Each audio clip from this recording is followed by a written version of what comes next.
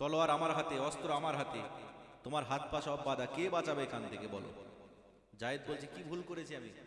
আমি কি অন্যায় করেছি যে আমাকে মেরে দেবে? ও আমার ভাইজানেরা, ও নওজওয়ানেরা, যুবকেরা, আল্লাহ পাকের নবী সাহাবী হযরত জায়েদ যখন এই কথা বললেন, ওই মুনাফিকটা বলতে লেগেছে, হে জায়েদ, তুমি কোনো ভুল করনি, তুমি কোনো অন্যায় করনি, তোমার কোনো দোষ নেই।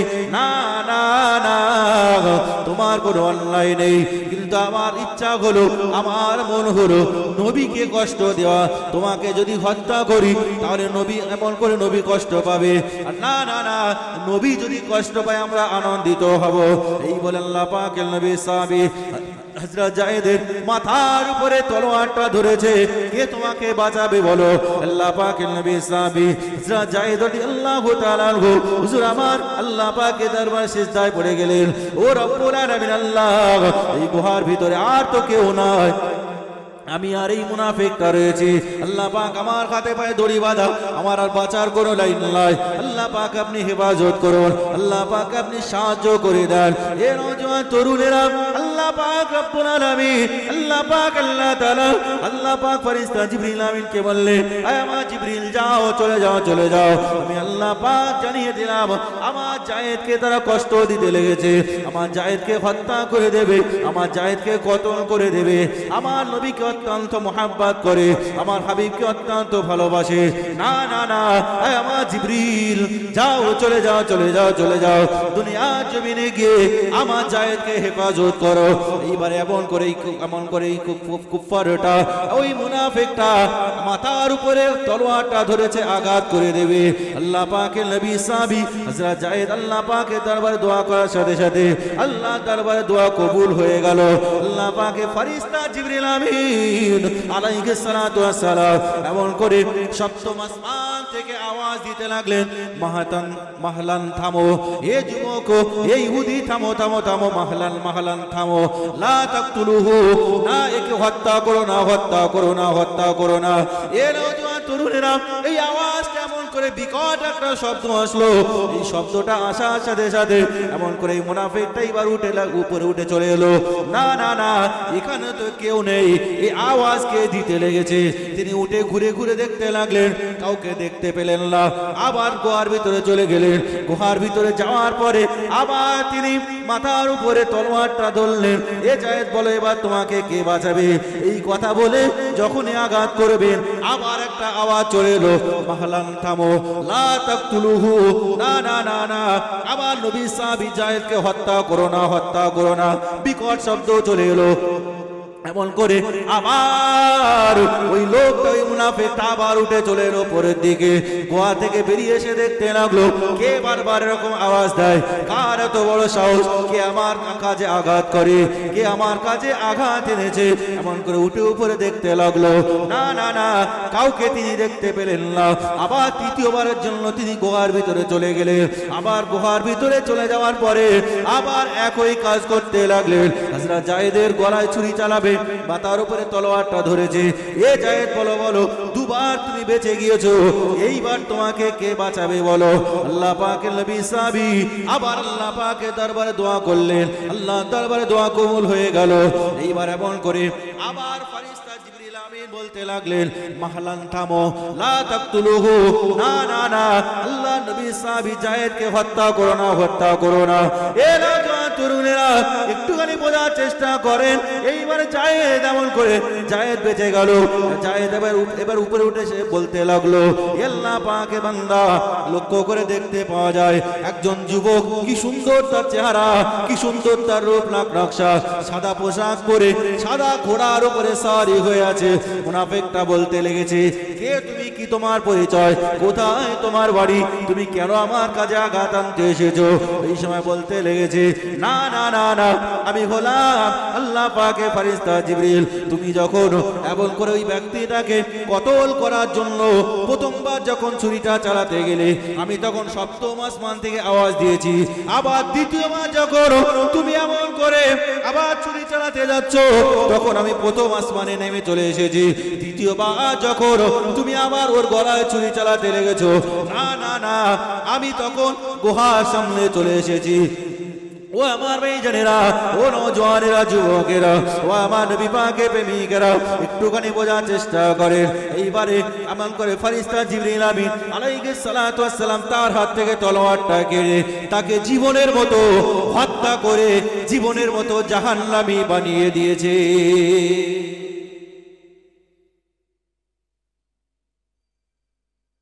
আলোচনা বুঝুন। তাহলে আল্লাহ বলেছে, হাবিব এই মুনাফিক থেকে সাবধান। ও আমার ভাইজানেরা, ও নওজওয়ানেরা, যুবকেরা, তাহলে আমি কি কথা বলতে বলতে এত দূর চলে এসেছিলাম। আল্লাহ বলেছেন, বান্দা তোরা আমার হয়ে যা। আমি আল্লাহ জানিয়ে দিলাম, যে বান্দা আমার হয়ে যায় ওই বান্দার জন্য আমি আল্লাহ যথেষ্ট হয়ে যায়। বান্দা তোরা যেখান থেকে ডাকবি না কেন, আমি আল্লাহ তোদের ডাকে সাড়া দিয়ে দেব। এ নওজওয়ান তরুণীরা, আমার নবী পাকের প্রেমিকেরা, আর একটু আলোচনা করে আপনাদের খেদমত থেকে বিদায় নেব। আল্লাহ পাকের কোরআন সূরা নামালের ভিতরে আল্লাহ পাক একটা ঘটনা উল্লেখ করেছেন। আল্লাহ পাক রব্বুল আলামিন সূরা নামালের ভিতরে একটা ঘটনা উল্লেখ করেছেন। সেই ঘটনাটা আমি আপনাদের খেদমতে কোরআনের আয়াত দিয়ে বুঝিয়ে আপনাদের খেদমত থেকে বিদায় নেব। এ নওজওয়ান তরুণেরা, আমার নবী পাকের প্রেমিকেরা, আল্লাহ পাক রব্বুল আলামিন আল্লাহ পাক আল্লাহ তাআলা কোরআন শরীফের ভিতরে জানিয়ে দিয়েছেন, তিলকার রাসূল ফাদদালনা বা'দুহুম আলা বা'দ।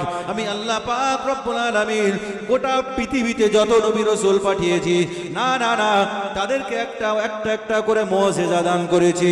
আর আমি আল্লাহ জানিয়ে দিলাম, তিলকার রাসূল ফাদদালনা বা'দুহুম আলা বা'দ, একজন নবীকে আর একজন নবী থেকে শ্রেষ্ঠত্ব দান করেছি।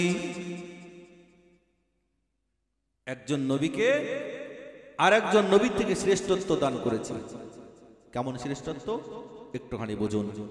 ও ভাই, পৃথিবীর জমিনে আল্লাহ একজন নবীকে পাঠিয়েছিলেন, যে নবীর নাম হলো হযরত ইব্রাহিম আলাইহিস সালাতু ওয়াস সালাম। নাম শুনেছেন তো নাকি?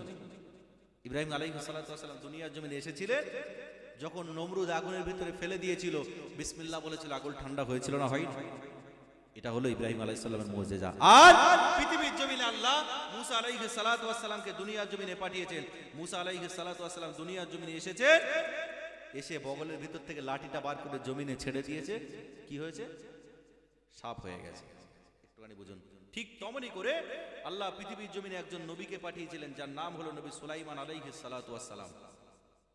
নবী সুলাইমান আলাইহিস সালাতু ওয়াস সালাম, নবী সুলাইমান পৃথিবীর জমিনে এসেছিলেন। আল্লাহ অনেক মুজিজা দিয়েছিলেন। সেই মুজিজার ভিতরে একটা মুজিজা হলো, জিন জাতি ছিল, যে জিন জাতিদের আল্লাহ পৃথিবীর জমিনে পাঠিয়েছিলেন। আর সমস্ত জিন জাতিরা নবী সুলাইমানের খাদেম ছিল। একবার জোরে বলেন সুবহানাল্লাহ। শুধু তাই নয়, নবী সুলাইমান আলাইহিস সালাতু ওয়াস সালামের আল্লাহ এত পাওয়ার দিয়েছিলেন, এত ক্ষমতা দিয়েছিলেন, আল্লাহ নবী সুলাইমানকে পাখিদের ভাষা বোঝার মতো ক্ষমতা দিয়েছিলেন। একবার জোরে বলে। অনেক লম্বা কথা, আমি শর্টে বলছি। আল্লাহ নবী সুলাইমান আলাইহিস সালাতু ওয়াস সালামকে একটা পাখি দিয়েছিলেন, যে পাখিটার নাম হলো হুদহুদ পাখি।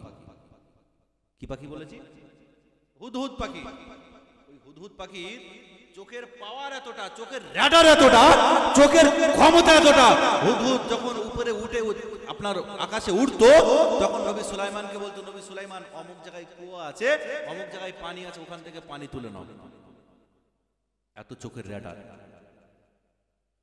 ও আমার ভাইজানেরা, ও নওজওয়ানেরা, যুবকেরা, আল্লাহ পাক রব্বুল আলামিন নবী সুলাইমান আলাইহিস সালাতু ওয়াস সালামকে এত পাওয়ার দিয়েছিলেন, এত ক্ষমতা দিয়েছিলেন, একটুখানি লক্ষ্য করে দেখে নেন। ও আমার ভাইজানেরা, আল্লাহ নবী হযরত সুলাইমান আলাইহিস সালাতু ওয়াস সালাম যখন বাথরুমে যেতেন, জিন জাতিদের যে সর্দার ছিল, ওই সর্দার এমন করে নবী সুলাইমানের দরবারে লোটা নিয়ে পানি বয়ে নিয়ে দাঁড়িয়ে থাকতো। আল্লাহ পাকের নবী সুলাইমান আলাইহিস সালাতু ওয়াস সালাম কোন একদিন এমন করে বাথরুমে যাবেন, ইস্তেঞ্জায় যাবেন, জিন জাতিদের সর্দার পানি বয়ে দিল। এইবারে আল্লাহ পাকের নবী সুলাইমান আলাইহিস সালাতু ওয়াস সালাম বলতে লাগলেন, এ জিন জাতিদের সর্দার, বলো বলো বলো, হুদহুদ কোথায় গিয়েছে? হুদহুদকে কেন আমি দেখতে পাই না? আল্লাহ পাকের নবী সুলাইমান আলাইহিস সালাতু ওয়াস সালাম এই কথা বলার পরে জিন জাতি বলল, হে নবী সুলাইমান, আমি তো জানি না,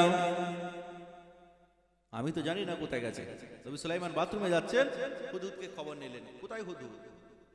وتتفقد الطير فقال ما لي لا أرى الهدهد أم كان من الغائبين আল্লাহ পাক কুরআন শরীফের ভিতরে ঘটনা উল্লেখ করেছেন আল্লাহ পাক রব্বুল আলামিন জানিয়ে দিয়েছেন وتتفقد الطير وتتفقد الطير فقال ما لي لا أرى الهدهد أم كان من الغائبين আল্লাহ পাকের নবী সুলাইমান আলাইহিস সালাতু ওয়াস সালাম জিন জাতিদের সরদারকে বলতে লাগলেন এ জিন জাতিদের সরদার বলো বলো বলো আমার হুদুদকে কেন দেখতে পাই না হুদুদকে কেন খুঁজে পাই না জিন জাতিদের সরদার বলল হুজুর আমি বলতে পারবো না এইবারে নবী সুলাইমান আলাইহিস সালাতু ওয়াস সালাম একটু রাগান্বিত হয়ে গেলেন একটু এমন করে রাগান্বিত হয়ে গেলেন একটু রেগে গেলেন একটু রেগে গিয়ে বলতে লাগলেন লা উআযিবান্নাহু আযাবান শাদীদা না না না হুদহুদ যদি সঠিক সময়ের ভিতরে আমার দরবারে হাজির না হয় তাহলে আমি হুদহুদকে নিজে হাতে সাজা প্রদান করব হুদহুদকে আমি নিজে হাতে সাজা দেব নবী সুলাইমান জিন জাতিদের সর্দার বলে জিন জাতির সর্দার যাও চলে যাও গিয়ে হুদহুদকে খুঁজে নিয়ে আসো জিন জাতিদের সর্দার চলে গেল গিয়ে দেখতে পেল হুদহুদ আকাশের ভিতরে উড়ছে আর তার ছোটবেলার একটা বন্ধুর সাথে দেখা হয়েছে বন্ধুর সাথে গল্প করছে ও বাপ এখন যদি আমাদের ছোটবেলায় যখন 4-5 পড়তাম সেই বন্ধুর সাথে যদি এখন দেখা হয় অনেক সুখ দুঃখের গল্প হয় না হয় না হয় তো হুদহুদ তার ছোটবেলা বন্ধুর সাথে দেখা হয়েছে বন্ধুর সাথে গল্প করতে করতে বলছে এই তুই কোথা থাকিস রে ও আমার ভাইজানেরা ও নওজওয়ানেরা ও আমার যুবকেরা হুদহুদকে লক্ষ্য করে পাখিটা বলতে লেগেছে এ হুদহুদ আমি এমন করে সাবা প্রদেশে থাকি না না না আর এই সাবা প্রদেশে আমি একটা রানীর কাছে থাকি যার নাম হলো রানী বিলকিসের কাছে থাকি ও আমার ভাইজানেরা এইভাবে কথাবার্তা হতে লেগেছে অনেক লম্বা ঘটনা এইবার জিন জাতিদের সরদার হুদহুদের কাছে চলে গেল এ হুদহুদ নবী সুলাইমান তোমাকে খুঁজতে লেগেছে না না না নবী সুলাইমান তোমার উপর অত্যন্ত রেগে গিয়েছে নবী সুলাইমান তোমাকে সাজা দেবে বলেছে হুদহুদ পাখি বলতে লাগলো না না না নবী সুলাইমান আমাকে সাজা দিতে পারবে না কেন না আমি একটা পায়গাম নিয়ে এসেছি আমি একটা খবর নিয়ে এসেছি যে খবরটা নবী সুলাইমান নিজেও জানেন না ও আমার ভাইজানেরা এইবার অনেকক্ষণ পর ফামাকাসা গায়রা বাদিন কিছুক্ষণ পর হুদহুদ চলে এলো নবী সুলাইমান বলতে লাগলেন এ হুদহুদ তুমি কোথায় ছিলে বলো ফাকালা হুদহুদ বলতে লাগলো আহতাত বিমা লাম তুহিত বিহি ওয়াজি'তুকা মিন সাবাইন ওয়া বিনাবাইন ইয়াকিন ও আমার ভাইজানেরা আল্লাহ পাকের নবী সুলাইমানকে লক্ষ্য করে বলতে লাগলেন আল্লাহ পাকের নবী সুলাইমান আলাইহিস সালাতু ওয়াস সালামকে বলতে লাগলেন ও নবী সুলাইমান আমি একটা সঠিক খবর নিয়ে এসেছি যে খবরটা আপনি নিজেও জানেন না যে খবর সম্বন্ধে আপনি নিজেও অবগত নয় কি খবর নিয়ে এসেছো বলো বলো বলো এইবার হুদহুদ বলতে লেগেছে না না না আমি আকাশের ভিতরে উঠতে লেগেছিলাম হঠাৎ করে একটা বন্ধুর সাথে দেখা হয়ে গেল বন্ধুকে বলতে লাগলাম এ বন্ধু তুই কোথায় থাকিস ওই বন্ধুটা বলতে লাগলো না না না আমি সাবা প্রদেশে থাকি আর এই সাবা প্রদেশে একটা রানীর কাছে থাকি ওই তার নাম হলো রানী বিলকিস আমাকে নিয়ে যাওয়া হলো না না না আমি গিয়ে দেখতে পেলাম ইন্নী ওয়াজাদতু উমরাতান তামলিকুহু ওয়া উতিয়াত মিন কুল্লি শাইইন ওয়া লাহা আরশুন আযীম না না না আমি হুদহুদ নিজে চোখে গিয়ে দেখতে পেলাম তার একটা আল্লাহ পাক তার এত কিছু দিয়েছে না না না তার আছে একটা বড় সিংহাসন আর ওই সিংহাসনটা সোনা রূপা মতি চুনি পান্না দিয়ে সাজানো না না না আর তাকে অনেক কিছু দেওয়া হয়েছে ও আমার ভাইজানেরা হুদহুদ এইবারে বলতে আল্লাহ পাকের নবী সুলাইমান আলাইহিস সালাতু ওয়াস সালাম হুদহুদকে বলতে লাগলো এ হুদহুদ তুমি বাঁচার তাগিদে মিথ্যা কথা বলছো না না না আমি তো তোমার মুখের কথা বিশ্বাস করব না এটা তো তুমি বাঁচার জন্য বলছো এটা তো মিথ্যা কথা হুদহুদ বলল নবী সুলাইমান আমি সত্য কথা বলছি নবী সুলাইমান আলাইহিস সালাতু ওয়াস সালাম অনেক লম্বা কথা নবী সুলাইমান আলাইহিস সালাতু ওয়াস সালাম একটা দল তৈরি করে সাবা প্রদেশে পাঠিয়ে দিলেন রানী বিলকিসের দরবারে যাও গিয়ে দেখে এসো হুদহুদ যেটা বলছে ওটা সত্য কথা কিনা হুদহুদ যেটা বলছে ওটা সত্য কথা না মিথ্যা কথা? দলটা চলে গেল, গিয়ে দেখতে পেল হুদহুদ যেটা বলেছে একদম অতি বাস্তব সত্য কথা। নবী সুলাইমানের দরবারে ফিরে চলে এলেন। কি দেখলে? ও আমার মেয়েজানেরা, ও নওজওয়ানেরা, যুবকেরা, ও নবী পাকের প্রেমিকেরা, এইবার তারা বলতে লেগেছে ওয়াজাদতুহা ওয়া কওমুহা ইয়াসজুদুনা লিশ-শামসি মিন দুনিল্লাহি ওয়া যায়্যানা লাহুমুশ শাইতান আ'মালাহুম ফাসাদ্দুহুম আন সাবিলি ফাহুম লা ইয়াহতাদুন। আল্লাহ পাকের নবী সুলাইমান আলাইহিস সালাতু ওয়াস সালামকে লক্ষ্য করে বলতে লাগলেন, ও নবী সুলাইমান, না না না না, আমি গিয়ে লক্ষ্য করে দেখতে পেলাম, না না না, সাবা প্রদেশে ওই রানী বিলকিস তার চেয়ারে বসে বসে মানুষকে গোমরাহ করে ফেলছে, মানুষকে বেঈমান করে ফেলছে, মানুষকে অগ্নি পূজার দিকে এগিয়ে দিচ্ছে, মানুষকে সূর্য পূজার দিকে এগিয়ে দিচ্ছে, না না না, মানুষকে এমন করে পাথরের পূজা করাচ্ছে, মানুষকে মূর্তি পূজা করাচ্ছে। ও আমার ভাইজানেরা, অনেক লম্বা কথা শর্টে বলে দিই, আল্লাহ পাকের নবী সুলাইমান আলাইহিস সালাতু ওয়াস সালাম এইবার হুদহুদকে ডাকতে লাগলেন, এ হুদহুদ, যাও, চলে যাও, চলে যাও, আমি নবী সুলাইমান একটা চিঠি লিখে দিলাম, একটা পত্র লিখে দিলাম, এই চিঠিটা নিয়ে তুমি রানী বিলকিসের দরবারে চলে যাও। একটা চিঠি লিখে দিলাম, পত্র লিখে দিলাম, এই চিঠিটা নিয়ে তুমি রানী বিলকিসের দরবারে গিয়ে রানী বিলকিসের কাছে দিয়ে আসো। হুদহুদ পাখি চলে গেল, গিয়ে দেখতে পেল রানী বিলকিস ফসফস করে নাক টেনে ঘুমাচ্ছে। হুদহুদ পাখি এইভাবে ডানা মেলে উঠতে উঠতে উঠতে উঠতে চলে গেল সেই সিংহাসন, বড় বাড়ি, বিশাল রাজপ্রাসাদ, সেই বাড়িতে গিয়ে রানী বিলকিসের ঠিক বুকের উপরে এইখানটায় রেখে চলে এলো। ও আমার ভাইজানেরা, ও নওজওয়ানেরা, যুবকেরা, আল্লাহ পাকের নবী সুলাইমান আলাইহিস সালাতু ওয়াস সালাম এবার হুদহুদকে পাঠিয়ে দিলেন। হুদহুদ চিঠিটা দিয়ে চলে এলো, রানী বিলকিসের ঘুমটা ছেড়ে গেল। না না না, রানী বিলকিস ঘুম থেকে উঠে ফোন করে দেখে সর্বনাশ হয়ে গিয়েছে। সাথে সাথে মন্ত্রী সবাই এমন করে বৈঠক ডেকে দিলেন, আমার মন্ত্রী উজিরুজারা, শোনো শোনো শোনো, বিপদ হয়ে গিয়েছে, আর হয়তো আমার গদি থাকলো না, আর হয়তো আমার চেয়ার রাখতে পারলাম না। না না না, নবী সুলাইমানের দরবার থেকে চিঠি চলে এসেছে, আর এই চিঠির ভিতরে লেখা আছে বিসমিল্লাহির রহমানির রহিম। সর্বপ্রথম বিসমিল্লাহ বলে শুরু করেছে, আর এই চিঠির ভিতরে সর্বপ্রথম এখন ইসলামের দাওয়াত দিয়েছে, আর তারপরে এইবার হুমকি দিয়েছে, না না না, এ রানী বিলকিস, তুমি মানুষকে পথভ্রষ্ট করে দিচ্ছ, মানুষকে অন্যায়ের দিকে ঠেলে দিচ্ছ, মানুষকে গুনাহের দিকে ঠেলে দিচ্ছ। না না না, হয় তুমি আমার কাছে আত্মসমর্পণ করো, আর না হলে তুমি যুদ্ধের জন্য প্রস্তুতি নিয়ে নাও। ও আমার ভাইজানেরা, এইবারে রানী বিলকিস মন্ত্রী সবাই বৈঠক থেকে বলতে লাগলো, এখন আমার কি প্রয়োজন, কি করা প্রয়োজন বলো। এমন করে রানী বিলকিসকে সবাই মিলে বলতে লাগলো, ও রানী বিলকিস, না না না না না না না না, এমন করে আপনি এক কাজ করুন, এমন করে আপনি নবী সুলাইমানের দরবারে গিয়ে আত্মসমর্পণ করুন। কেননা নবী সুলাইমানকে আল্লাহ এত ক্ষমতা দিয়েছেন, এত পাওয়ার দিয়েছেন, আপনি নবী সুলাইমানের সাথে পারবেন না। রানী বিলকিস চিন্তা করলো, হ্যাঁ হ্যাঁ হ্যাঁ, যেটা বলেছে একদম সত্য কথা বলেছো। রানী বিলকিস এইবার বললো, আমার মন্ত্রী উজিরা, প্রস্তুতি নাও, আমি নবী সুলাইমানের দরবারে গিয়ে আত্মসমর্পণ করব। রানী বিলকিস চলে আসছেন, একজন লোককে দায়িত্ব দেওয়া হলো, একজন মন্ত্রীকে দায়িত্ব দেওয়া হলো, এ আমার মন্ত্রী, শোনো শোনো শোনো, আমার যে সিংহাসনটা আছে, আর রানী বিলকিসের ছিল বড় বড় 7টা গেট, আর ওই 7টা গেটে তাকে অর্ডার দেওয়া হলো, 7টা গেটে বড় বড় তালা বেড়ে তার ভিতরে সিংহাসনটা লুকিয়ে রাখো, কেউ যেন না নিয়ে যেতে পারে, লক্ষ্য রাখবে। ও আমার ভাইজানেরা, রানী বিলকিস এইবারে রাস্তায় বেরিয়ে পড়েছেন, নবী সুলাইমানের দরবারে আসবেন।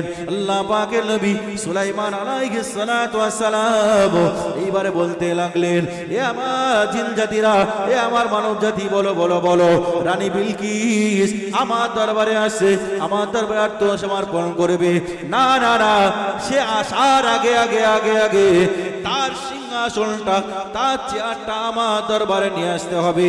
কি বলো, তোমাদের কার সমর্থন আছে, কে তোমরা পারবে? এইবার জিন জাতিদের যে সর্দার ছিল, সে দুহাত তুলে বলল, হুজুর আমি পারবো। বলে সময় কত? বলে হুজুর, আপনি চেয়ার থেকে উঠবেন আর বসবেন, আপনি দেখতে পাবেন রানী বিলকিসের চেয়ারটা আপনার সামনে হাজির। জিন জাতির সর্দার হাত তুললো, বললো হুজুর আমি নিয়ে আসবো। বলে টাইম কত? বলে আপনি চেয়ার থেকে উঠবেন না লাফবেন, দেখতে পাবেন চেয়ার আপনার সামনে হাজির হয়ে গেছে। নবী সুলাইমান বললেন অত টাইম দেওয়া যাবে না, এর থেকে কে কম টাইম নেবে বলো। ও আমার ভাইজানেরা, ও নওজওয়ানেরা, যুবকেরা, আল্লাহ পাকের নবী সুলাইমান আলাইহিস সালাতু ওয়াস সালাম এই কথা বলার পরে একজন আল্লাহ পাকের আবেদ বান্দা, আল্লাহ পাকের একজন জাগেদ বান্দা ওই জায়গায় বসেছিল। আল্লাহ পাকের আবেদ বান্দা, আল্লাহ পাকের জাগেদ বান্দা এবার হাত তুলে দিলেন।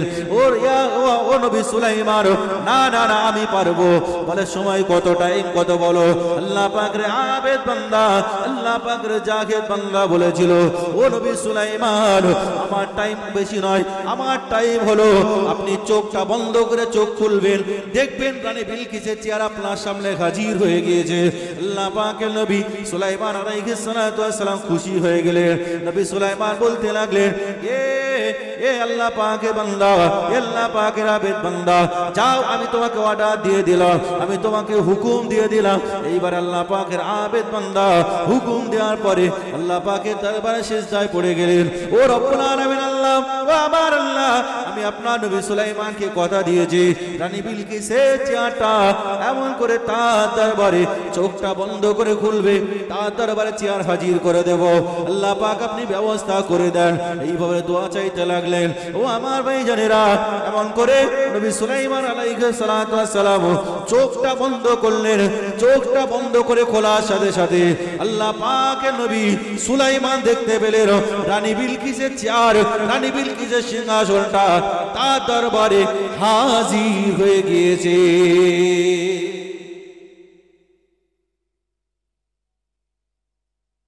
এটাই হলো আল্লাহর মাহবুব বান্দাদের পাওয়ার। জিন জাতি বলছে হুজুর এতটা টাইম, তার থেকে কোন টাইম? বলছে চোখ বন্ধ করবে, খুলবে, দেখতে পাবে আপনার চেয়ার হাজির। এটাই হলো আল্লাহর মাহবুব বান্দা। সেই বান্দা হতে গেলে কি করতে হবে আল্লাহর কোরআন পরিষ্কার অক্ষরে জানিয়ে দিয়েছেন। আয় আমার বান্দা বান্দিরা, আমি আল্লাহ তোদেরকে জানিয়ে দিলাম এই মাহবুব বান্দা হতে গেলে তোদেরকে কি করতে হবে। না না না, আমি আল্লাহ পাক রব্বুল আলামিন জানিয়ে দিলাম আমার প্রিয় বান্দা যারা হবে, আমার মাহবুব বান্দা যারা হবে, ইবাদুর রহমানিল্লাযীনা ইয়ামশুনা আলাল আরদি হাওনান ওয়া ইযা খাতাবাহুমুল জাহিলুনা ক্বালু সালামা। আমার প্রিয় বান্দা যারা হবে, আমি আল্লাহ পাক জানিয়ে দিলাম, আমি আল্লাহ পাক বলে দিলাম ইবাদুর রহমানিল্লাযীনা ইয়ামশুনা আলাল আরদি হাওনান। না না, তারা যখন জমিনের উপরে চলাফেরা করবে, তাদের চলাফেরার ভিতরে থাকবে নম্রতা, ভদ্রতা।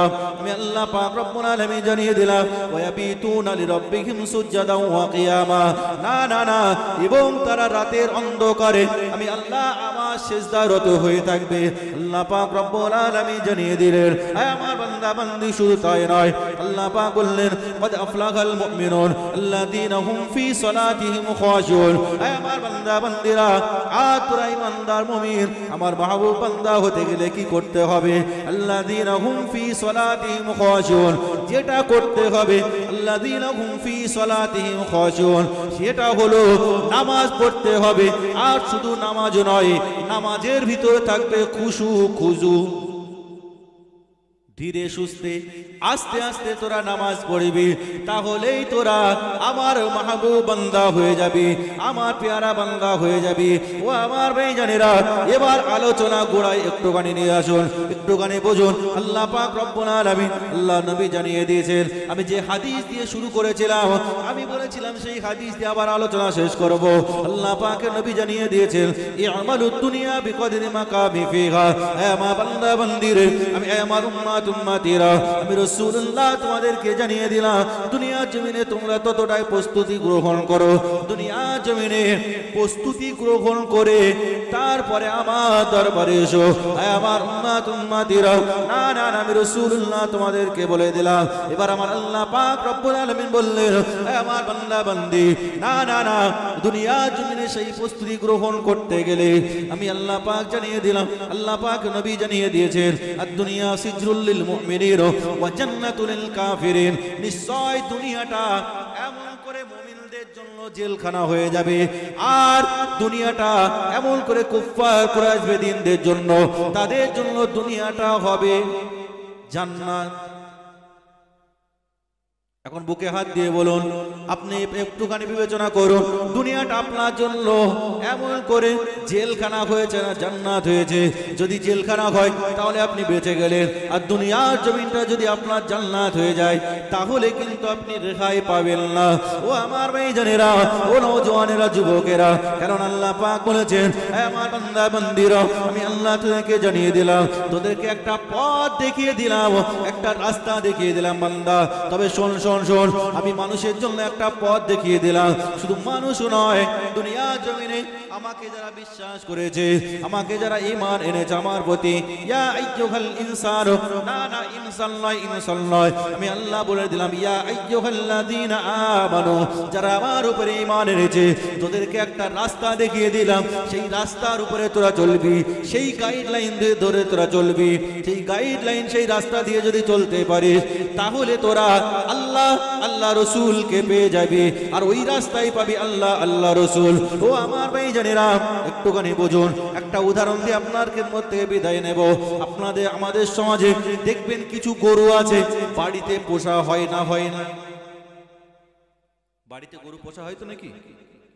ওই গরুর ভিতরে দেখবেন বাড়িতে যে গরুগুলো পোষা হয় সেই গরুকে বলা হয় গাভী, গাই, আর এড়ে গরু, দামড়া গরু এসব বলে, তাই তো নাকি? এখন একটুখানি বুঝুন, আপনার বাড়িতে যে গরুগুলো পুষছেন ওই গরুগুলো আপনার মুখে মুখোশ দিয়ে আর কেমন করে গোজে দড়ি বেঁধে লাগিয়ে রেখেছেন। না না না, একটুখানি লক্ষ্য করুন, চাচা মাঠে গরু নিয়ে যাচ্ছে, মুখে এমন করে মুখোশ লাগিয়ে দিয়েছে। ও চাচা, মুখোশ কেন লাগিয়েছো? বলে সলিমউদ্দিন বলে, না না না, করিমউদ্দিন চাচার জমি আছে, সেখানে যদি মুখ দিয়ে দেয় বিপদ হয়ে যাবে। ও আমার ভাইজানেরা, একটুখানি লক্ষ্য করুন। কিন্তু আপনি লক্ষ্য করুন, আপনার এমন করে এই কৃষ্ণনগর টাউন বলেন, হাসখালি টাউন বলেন, কলকাতা টাউন বলেন, ওই টাউনের ভিতরে দেখবেন এক ধরনের গরু ঘোরে। না না না, তাদের গলায় দড়িও থাকে না, মুখোশ থাকে না, কিন্তু তারা কোথাও মুখ দেয় না, আছে না? গরু তো একই, এর নামও গরু, ওর নামও গরু, আর ওই গরুগুলোকে বলা হয় ষাঁড়, তাই তো নাকি? কিন্তু গরু, কিন্তু বিচার দুজনের জন্য আলাদা। আপনি ঘরে এরকে বেঁধে রেখেছেন, খুঁটিতে গলায় দড়ি দিয়ে বেঁধে রেখেছেন, ওকে আপনি ছেড়ে দিয়েছেন, বিচার কেন আলাদা? ও আমার ভাইজানেরা, ও নওজোয়ান তরুণেরা, আল্লাহ পাক তখনই বললেন, না না না, এমন করে সবই তো গরু, কিন্তু বিচার দুজনের জন্য আলাদা হলো। কেননা ওর নাম হয়েছে গাভী, তাই ওর জন্য বিচার আলাদা। ওর নাম হয়েছে গাই গরু, তাই ওর নাম, ওর জন্য বিচার হয়েছে আলাদা। ওর নাম হয়েছে এড়ে গরু, তাই হয়েছে বিচার আলাদা। না না না, ওদের জন্য বিচার আলাদা, আর এর নাম হয়েছে ষাঁড়, এই জন্য বিচার আলাদা হয়ে গিয়েছে।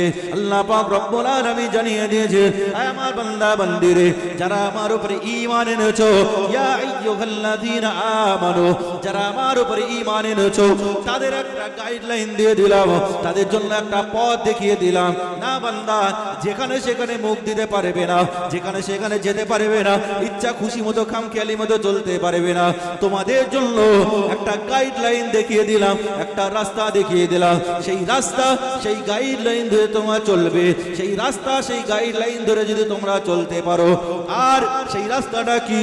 আল্লাহ পাক বলেছেন, ইহদিনাস সিরাতাল মুস্তাকিম, সেটা হলো সিরাতাল মুস্তাকিমের পথ। ওই পথ ধরে চলবি, আল্লাহ দয়ার জান্নাত তোদের হয়ে যাবে। আমার ভাইরা, প্রায় 2 ঘন্টা হতে চলেছে, আর আলোচনা লম্বা চড়া করব না। ভাষাগত ত্রুটির জন্য আমি আপনাদের কাছে ক্ষমা চাইছি। আল্লাহ পাক যদি কোনোদিন সুযোগ করে দেন, ইনশাআল্লাহ আলোচনা করব, আলোচনা হবে।